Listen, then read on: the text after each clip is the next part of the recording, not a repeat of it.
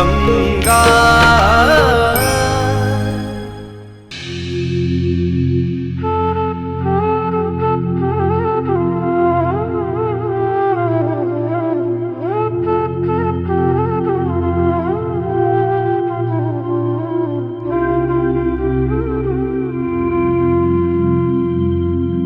छोटी छोटी,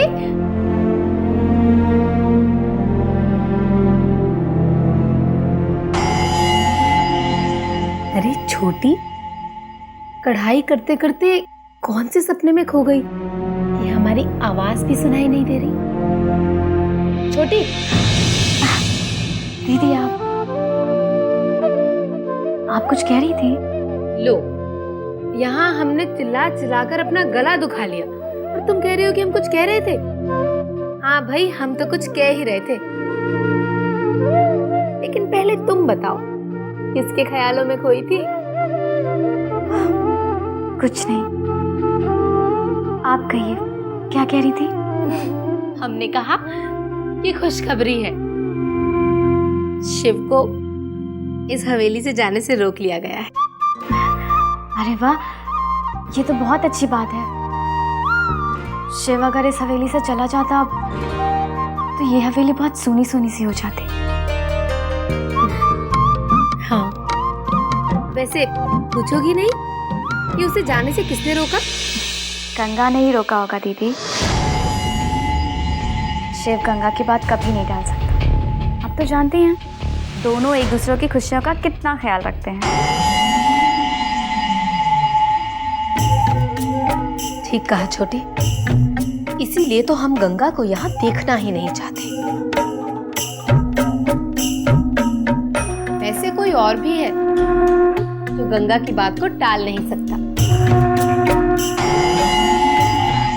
कौन दीदी?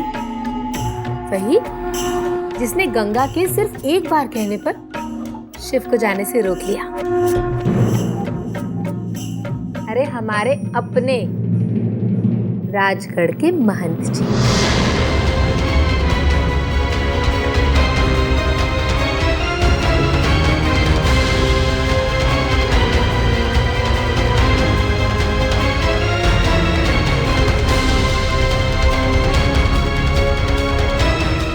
वैसे जितना ख्याल शिव रखता है गंगा का, उससे कम ख्याल नहीं रखते महंत जी। और ये बात तो आज उन्होंने साबित भी कर दी।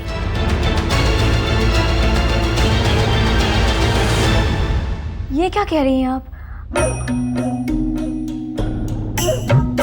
हमारी प्यारी छोटी सी देवरानी, अगर तुमने भी हमारी तरह महंत जी और गंगा के बीच में पकती खिचड़ी की सुगंध ले ली होती ना, तो ये बात ना पूछती। ये क्या कह रही हैं आप दीदी? अरे अगर तुम्हें नहीं मानना है तो कोई जबरदस्ती नहीं है छोटी। हमें जो लगा हमने कह दिया, और हमें तो यही लगता है कि हो ना हो महंत जी और गंगा के बीच में कुछ तो जरूर चल रहा है। कोई बात नहीं, एक ना एक दिन तुम्हारे सामने भी आ ही जाएगा सब कुछ। वैसे आग छुपाई जा सकती है, धुआं नहीं।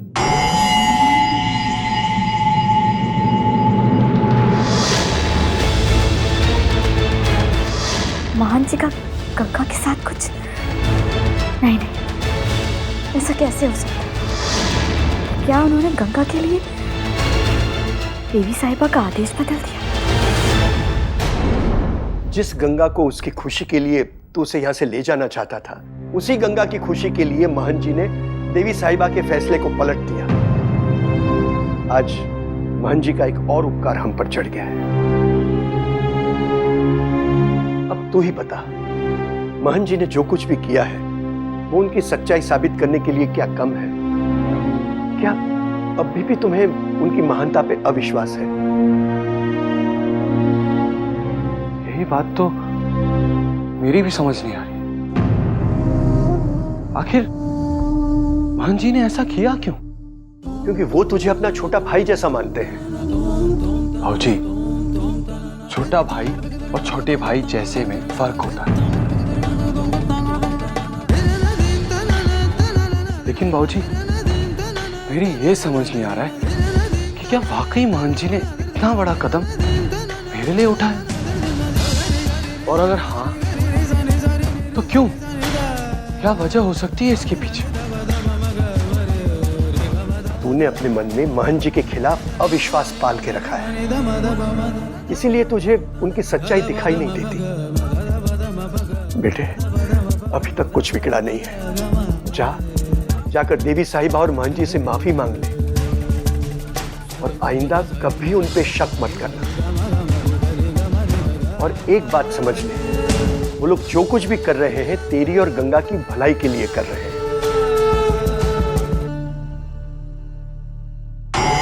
शिव को पाने के लिए हम गंगा को शिव से दूर करना चाहते थे, लेकिन ये तो हमने सोचा ही नहीं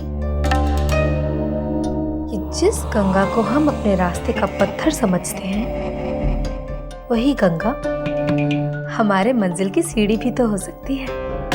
भाई, हमारा काम तो तभी होगा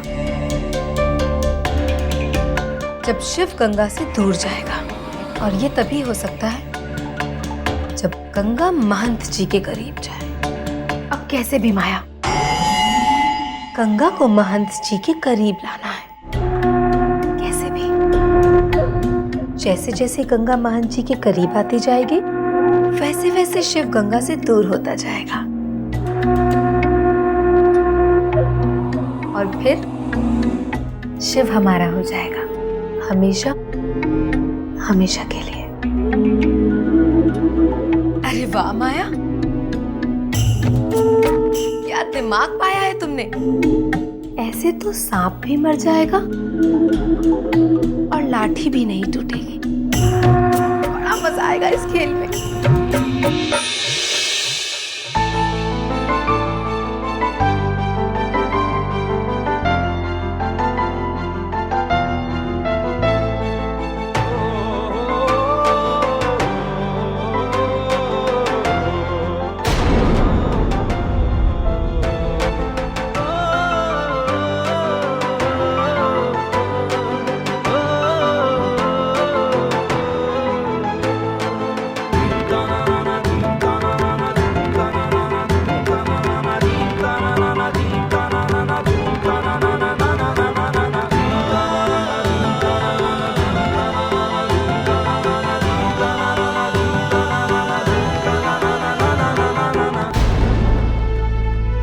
महंत जी,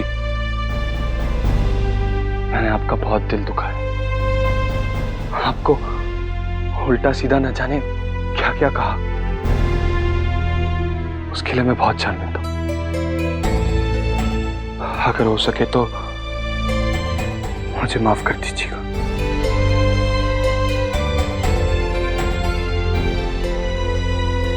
शिव,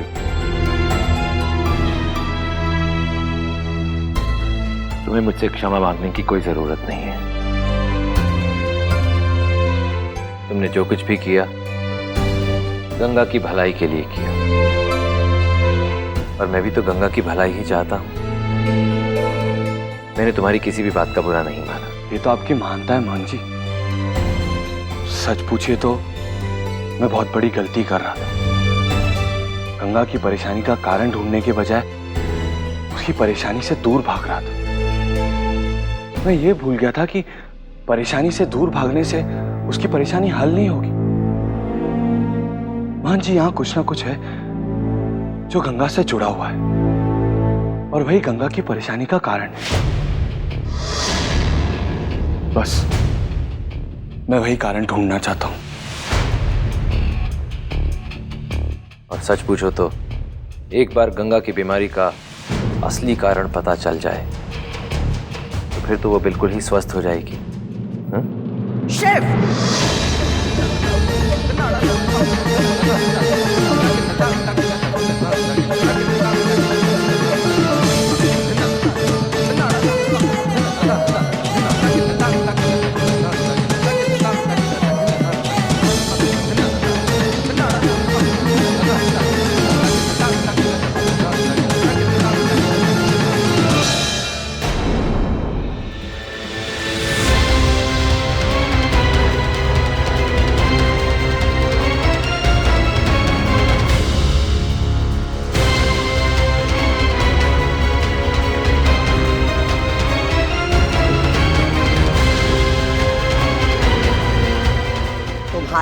ये मजाल, अब तक तुम हवेली के अंदर हो,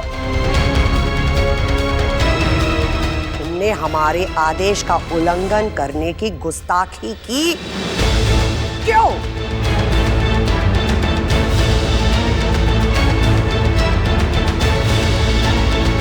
जवाब दो शिव। आज तो तुमने सारी हदें भी पार कर दी। देवी साहिबा। शिव, माँ, शिव निर्दोष है, इसे मैंने रोका था। आपकी आज्ञा का उल्लंघन भी मैंने किया है। तुम जानते हो तुम क्या कह रहे हो?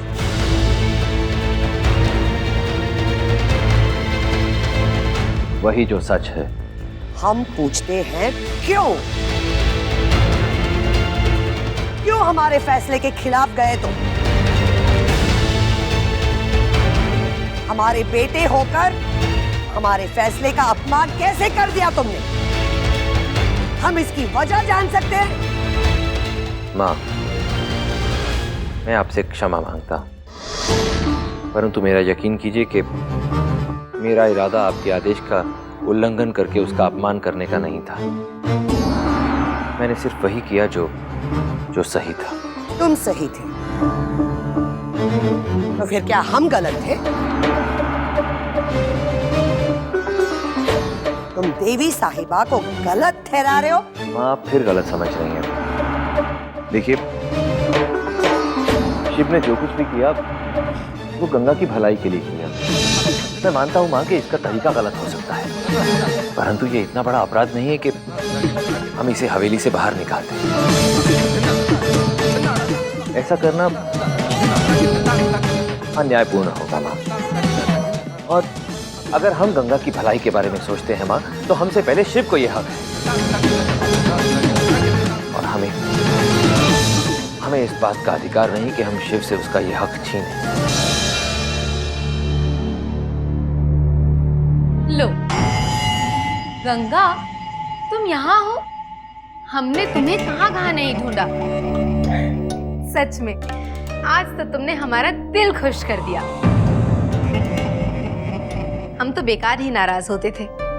हमें लगा तुम्हारे कारण शिव को जिंदगी में परेशानी हो रही है। भाई, आज अगर तुम नहीं होती तो हमारा शिव तो इस हवेली से गया था। हमारा मतलब है कि कोई तो बात है तुम में, तभी तो महंत जी ने तुम्हारी एक बात पर देवी साहिबा के फैसले को पलट दिया। सच में हमें तो लगता है कि बहुत मानते हैं महंत जी तुम्हें। वैसे तुमने उनका शुक्रिया अदा किया या नहीं?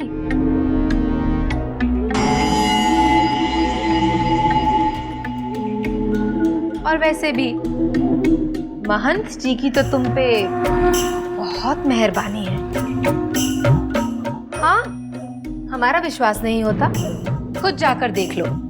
आज पहली बार अपनी देवी जैसी माँ से बहस कर रहे हैं, इसलिए सिर्फ तुम्हारे लिए गंगा, सिर्फ तुम्हारे लिए। हर्षवर्धन, तुम एक मामूली लड़की के लिए अपनी माँ से बहस कर रहे हो। माँ, जैसे आप एक मामूली लड़की बोल रहे हैं, वो इस हवेली की मेहमान है, और मैं वही कर रहा हूं जो न्याय संगत है। देवी साहिबा, महंत जी का कोई कसूर नहीं है। आपका असली कसूरवार मैं हूं, और मुझे मेरी गलती का एहसास हो गया। अगर हो सके तो मुझे माफ कर दीजिएगा। चुप रहो शिव, तुम्हें हम माँ बेटे के बीच में बोलने का कोई हक नहीं है।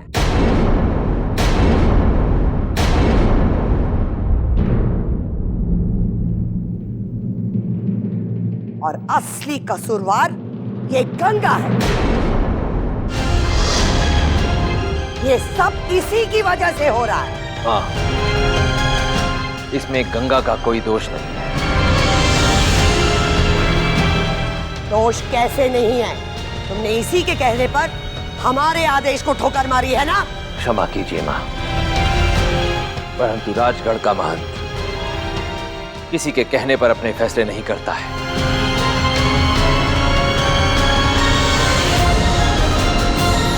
उसके फैसले सच्चाई पर आधारित होते हैं। तो तुम हमें गलत साबित करने के लिए गंगा का पक्ष ले रहे हो?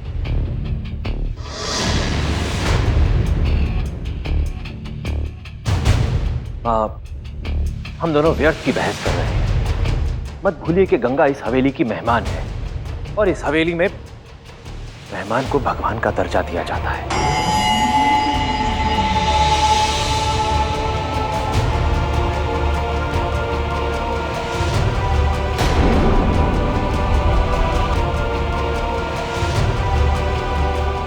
और अगर मेरे गंगा का ध्यान रखने से, उसकी देखभाल करने से आपको ऐसा लगता है कि मैं उसका पक्ष ले रहा हूं, तो हां, मैं गंगा का पक्ष लेता हूं।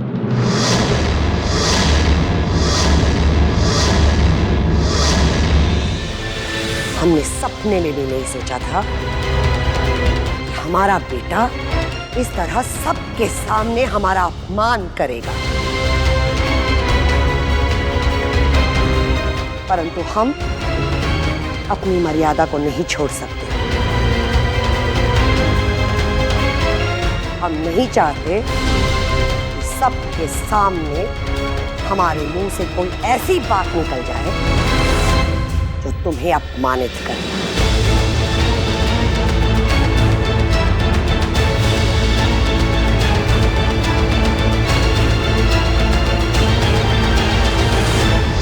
अनहोनी हो गई अनहोनी। नहीं रुकना चाहिए था, नहीं रुकना चाहिए था। सब जल जाएंगे, हाँ हाँ, सब जल जाएंगे। चारों तरफ आग लगी, चारों तरफ आग लगी है। सब जल जाएंगे, हाँ, सब जल जाएंगे, जल जाए।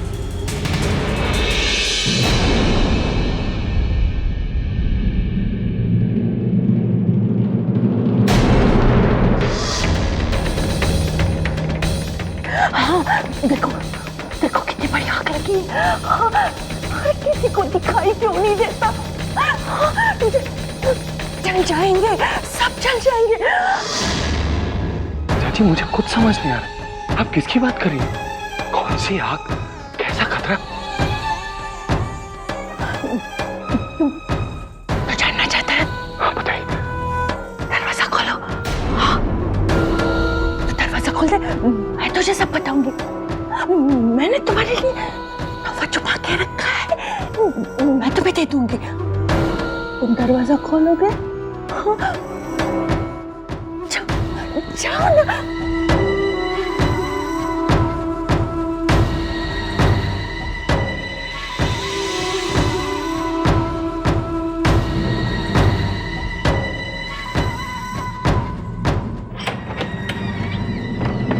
चाची, चाची, चाची, चाची जी बोलिए ना, आप किसकी बात कर रही हैं? चाची जी, किसके खिलाफ साजिश रची जा रही है? बोलिए चाची जी, बोलिए, कुछ तो बोलिए। किसको खतरा है? बोलिए चाची, आपकी बातें सुनकर मुझे बहुत डर लगा।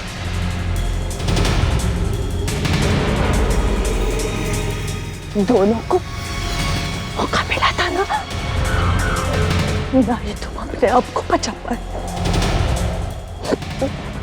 नहीं वो अपने आप को बचा पाए। मुसीबत की आग में खुद को झोंक दिया उस। चाची जी, आप ही किसकी बात कर रही हैं? मुझे कुछ समझ नहीं आ रहा है।